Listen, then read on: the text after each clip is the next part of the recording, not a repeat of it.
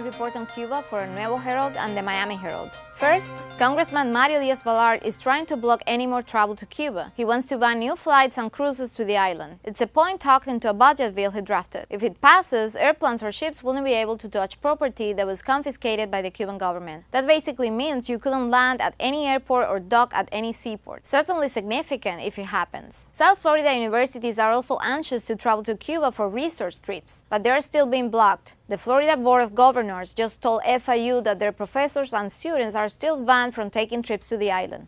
FIU and other public universities are ready to go, but state education officials are waiting until the U.S. fully renews ties with Cuba. Now that we know Pope Francis will visit Cuba in September, I spoke with Father Jose Conrado Rodriguez. He is perhaps the most vocal and critical Catholic priest in Cuba. He's calling for the Church to take a lead on social and political issues. Father Conrado wants to see a more activist church. He also discussed poverty, saying that many rural schools have been shut down. He pointed to the city of Trinidad as a place where families have resources. 1,000 families are able to rent rooms there. 100 private restaurants are up and running. He says there's a crisis of spirituality in Cuba, though. Those who have want to own more, not necessarily to share more.